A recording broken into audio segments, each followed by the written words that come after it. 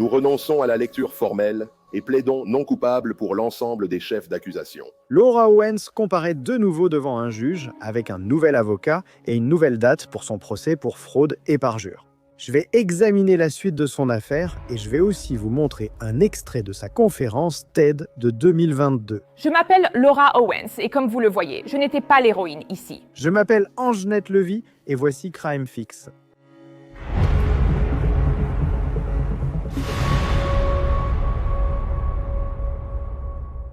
Laura Owens est revenue au tribunal du comté de Maricopa, Arizona, pour répondre à de nouvelles accusations.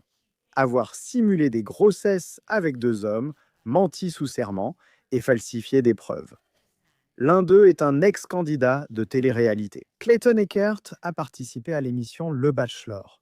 Il était ravi quand Owens a été inculpé plus tôt cette année. La justice est enfin rendue. Je suis absolument ravi de partager cette nouvelle avec vous tous. Aujourd'hui, il y a environ 20 minutes, la procureure du comté de Maricopa, Rachel Mitchell, a annoncé l'inculpation de Laura Michelle Owens pour des accusations criminelles liées au stratagème de paternité. Un chef d'accusation pour stratagème frauduleux, un crime de classe 2, un chef d'accusation pour faux, un crime de classe 4, 4 chefs d'accusation pour parjure, un crime de classe 4, et un chef d'accusation pour altération de preuves matérielles, un crime de classe 6. Ce cauchemar est terminé. Je suis tellement prêt à ne plus avoir à penser à tout ça. Mais désormais, Owens fait face à d'autres accusations criminelles concernant un second homme, Greg Gillespie. Owens a déjà traversé un procès civil au cours duquel elle a affirmé être tombée enceinte du bébé de Clayton Eckert.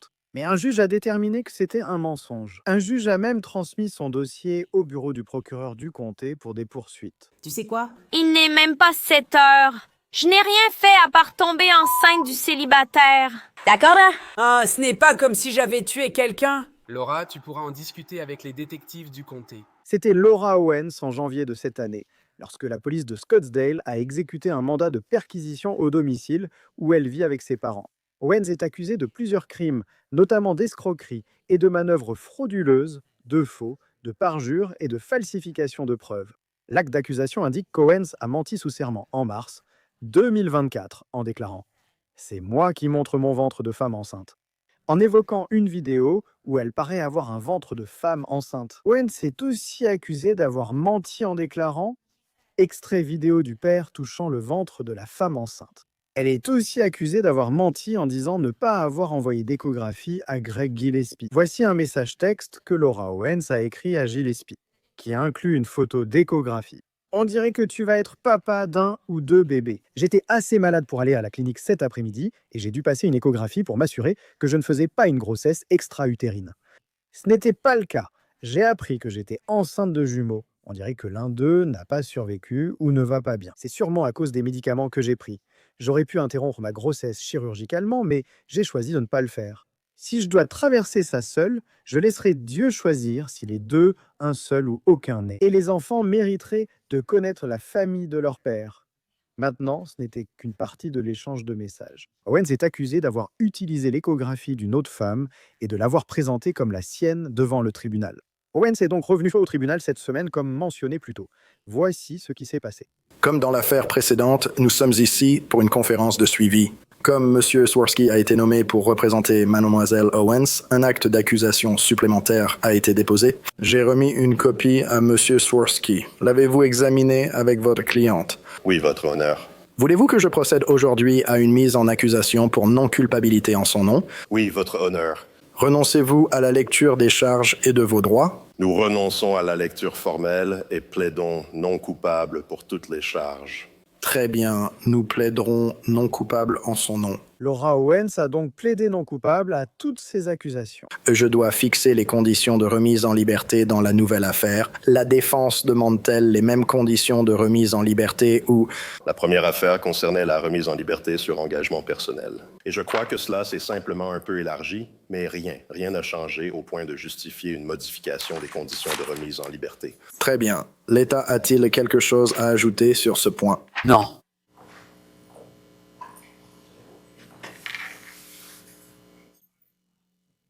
Il s'agit d'une libération sur engagement personnel. Donc, pour la nouvelle affaire, je vais la libérer sur son engagement personnel aux mêmes termes et conditions que le dossier 0016331. Encore une fois, en ce qui concerne les nouvelles dates dans cette affaire, une première conférence préparatoire au procès aura lieu le 21 janvier à 8h15 devant le commissaire Popko. Une conférence préparatoire complète le 25 février à 9h devant moi. Une conférence finale de gestion le 16 avril à 9h devant moi. Puis l'attribution du procès le 23 avril à 9h devant le juge d'attribution. Le juge est au 5e étage, salle 5B, Mademoiselle Owens. Vous devez assister à toutes les audiences. Si vous ne vous présentez pas, un mandat d'arrêt sera émis et le procès pourra se tenir en votre absence. Restez en contact avec votre avocat. Assurez-vous qu'il ait toujours un bon numéro de portable pour vous joindre.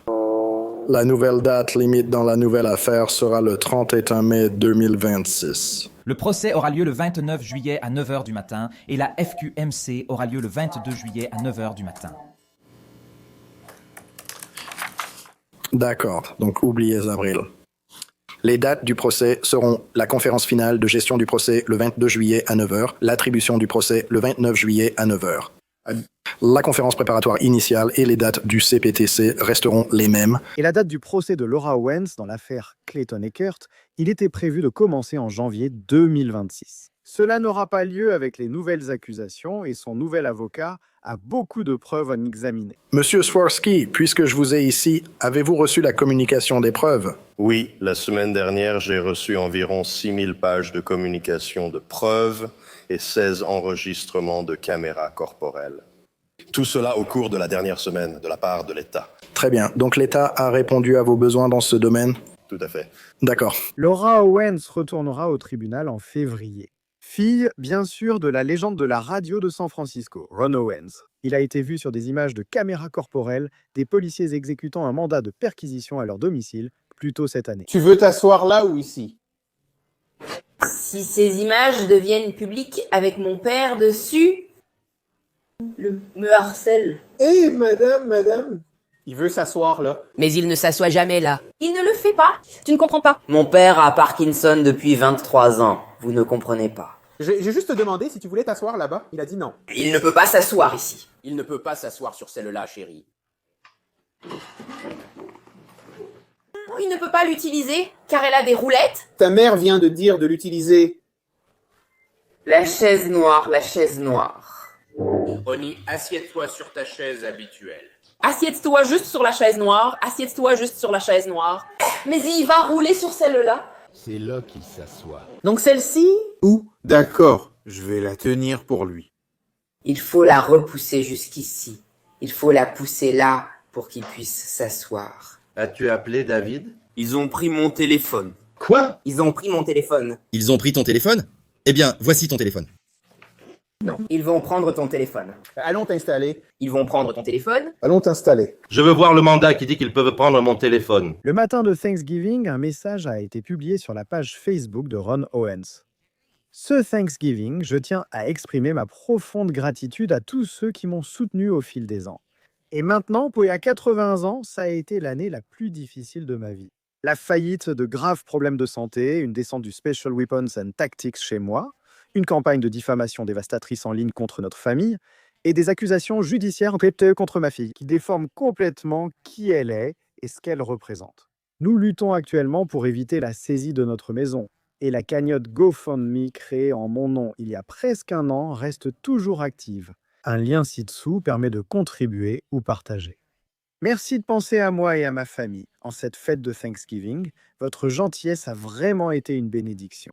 J'espère que vous et vos proches avez de nombreuses raisons d'être reconnaissants aujourd'hui. Comme vous l'avez entendu, Ron Owens a déclaré faillite et une cagnotte GoFundMe pour lui a maintenant recueilli plus de 130 000 $. Laura est maintenant défendue par un avocat commis d'office selon le message GoFundMe. Pendant près de 50 ans, Ron Owens a guidé, diverti et inspiré de nombreux auditeurs sur KGO 810. Aujourd'hui, les lettres d'appel emblématiques seront retirées, entrant dans l'histoire et marquant la fin d'une époque. Mais l'héritage de Ron résonne toujours chez ceux qui se connectèrent chaque jour pour son esprit, sa sagesse et son engagement envers des conversations réfléchies. Aujourd'hui, Ron fait face à des défis profonds. Après avoir vécu avec la maladie de Parkinson pendant 23 ans, ses combats pour la santé se sont intensifiés. Il a courageusement affronté non seulement la maladie de Parkinson, mais aussi 4 cancers, dont récemment un cancer du côlon et de graves problèmes cardiaques. Ces épreuves médicales ont eu un impact, tant physiquement que financièrement, sur cet homme qui a été un pilier de force pour tant de personnes. Si la voix de Ron vous a déjà apporté du réconfort, suscité une conversation significative ou simplement fait sourire, c'est maintenant le moment de lui montrer votre amour et votre gratitude. Cette cagnotte GoFundMe nous permet de remercier l'homme qui nous a offert 48 ans d'excellence radiophonique. Chaque don, quelle qu'en soit la taille, aidera Ron et sa famille à traverser cette période difficile. Laura Owens et sa mère, John Black, animent aussi le podcast « Personne ne m'en avait parlé ». Mais en 2022, Laura Owens a en fait animé une conférence TED et a raconté une histoire sur le fait d'avoir été victime de violences domestiques. Je suis Laura Owens et comme vous le voyez, je n'étais pas l'héroïne, mais la femme en pleurs au siège 22H. Owens a ensuite expliqué avoir été agressée physiquement alors qu'elle était en voyage en Islande. Notre histoire a commencé comme un conte de fées, puis tout s'est effondré soudainement. Son charme et ses compliments se sont transformés en critiques. Ses remarques sont devenues de plus en plus menaçantes, jusqu'à ce que finalement, les violences verbales deviennent physiques. Dès notre arrivée à l'hôtel en Islande, il m'a demandé de choisir un chiffre. J'ai dit 40, sans savoir pourquoi.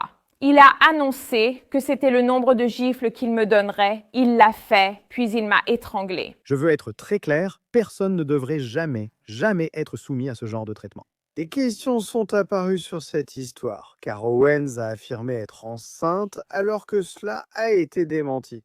Très bien.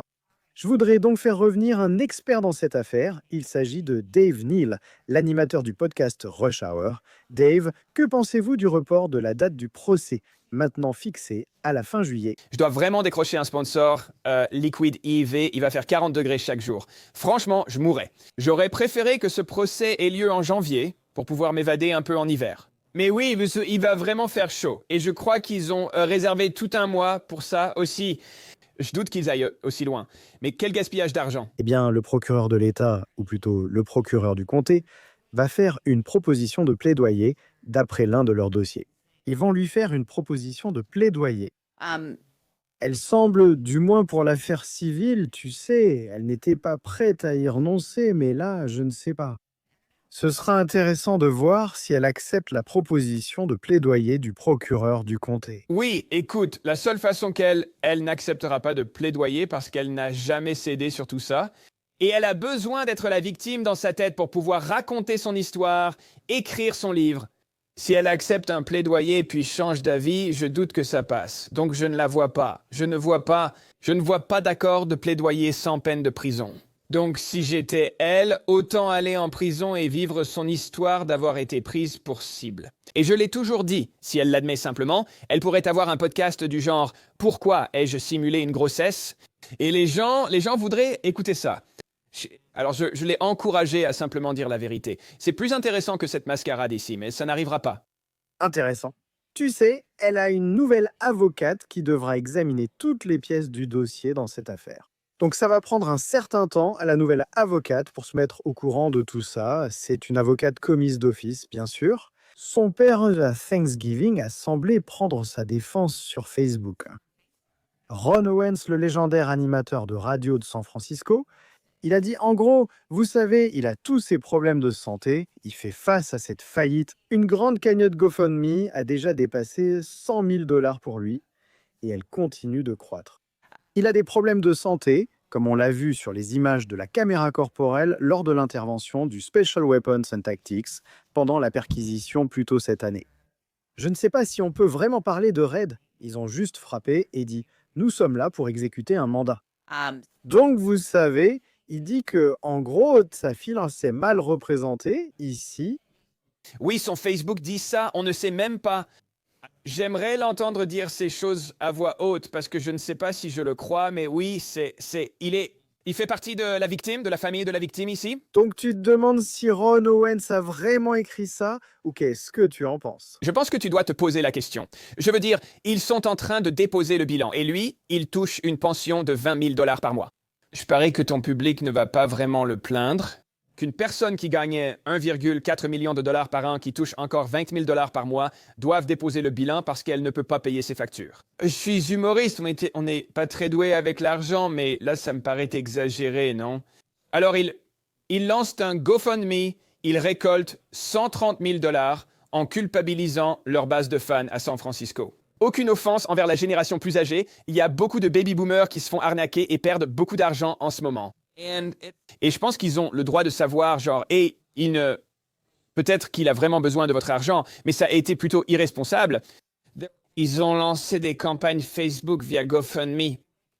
Ce n'est pas quelque chose que Ron Owens sait faire. Sa fille, Laura Owens, sait comment faire tout ça, tu vois. Utiliser Meta, Google et toutes ses capacités pour diffuser leur message. Il faut que les gens sachent qu'on peut compatir à ces problèmes de santé, mais ça ne doit pas être si grave si Laura accepte de le pousser en fauteuil roulant jusqu'au tribunal pour susciter la sympathie. Donc tu penses que Laura Owens gère le GoFundMe et le Facebook?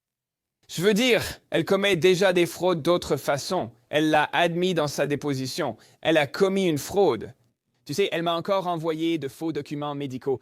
Je ne dis pas qu'ils n'ont pas besoin d'argent, je pense juste que l'argent de GoFundMe n'a pas forcément à aller aux factures médicales. On n'a aucune idée d'où il va. Ça pourrait aller à elle, à l'avance qu'elle a payée à son dernier avocat, qu'il a laissé tomber.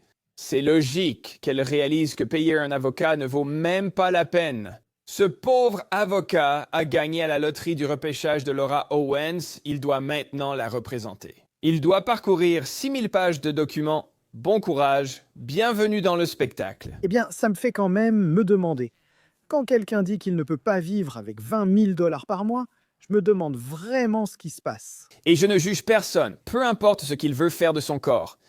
Mais quand tu vas au tribunal hier avec l'air de t'être fait injecter les lèvres et que tu fais des courses hippiques à 5 000 dollars, épargne-moi un peu, va travailler chez Starbucks et vis dans la travail dur comme nous tous. 20 000 dollars par mois me suffirait largement, je pourrais même économiser. Dave Neal, merci beaucoup, j'apprécie votre temps. Ouais, toujours un plaisir. Je souhaite faire intervenir Dwayne Cates. Il est ce spécialiste certifié en droit pénal par le barreau de l'État d'Arizona. Dwayne, tu sais, cette affaire est vraiment intéressante. Qu'en penses-tu en tant qu'avocat de la défense? Eh bien, je veux dire, c'est inédit. Je veux dire, je n'ai jamais rien vu de tel. Je veux dire, j'ai exercé le droit de la famille d'il y a longtemps où des femmes déclaraient qu'un homme était le père d'un enfant alors que ce n'était pas le cas. Mais là, c'est un tout autre niveau de tromperie. Intéressant. Dire que tu es enceinte alors que ce n'est pas vrai et essayer de soutirer de l'argent aux gens. Oui, je veux dire, c'est très intéressant pour moi que nous ayons, tu sais, au moins dans l'État de l'Arizona, elle est accusée d'avoir fait ça à 2 hommes. Mais en réalité, il y a vraiment, tu sais, 4 hommes. Il y a 2 autres victimes dans un autre État. Et je ne comprends pas comment on peut penser.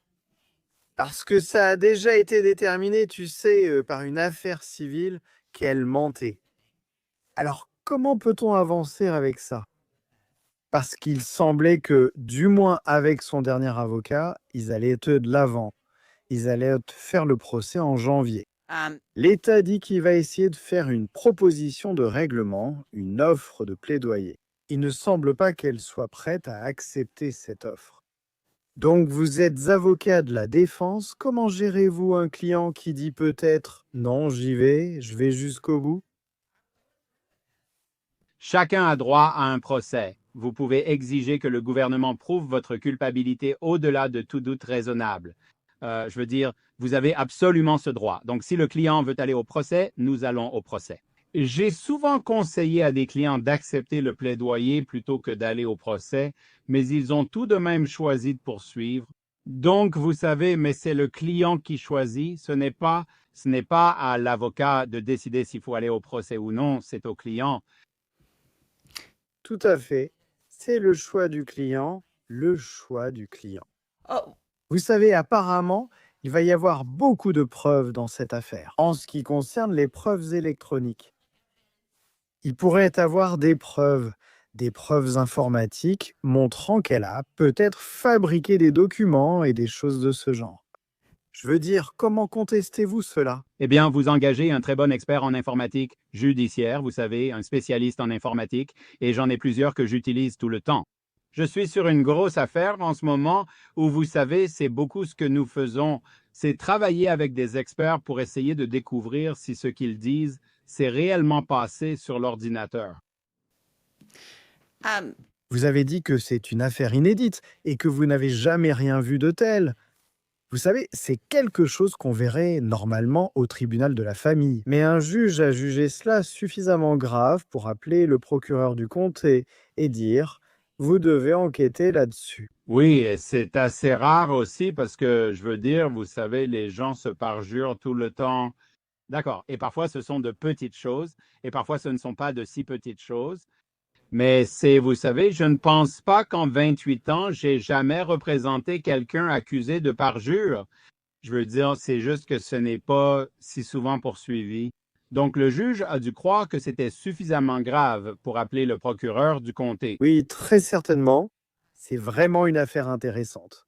Une que je n'ai certainement jamais vue auparavant et elle devient de plus en plus intéressante au fil des semaines. Dwayne Cates, merci beaucoup. Merci de m'avoir invité. Comme mentionné plus tôt, Laura Owens reviendra au tribunal en février. C'est tout pour cet épisode de Crime Fix. Je suis Ange-Net Lévy. Merci d'être resté avec moi. À la prochaine fois, ici.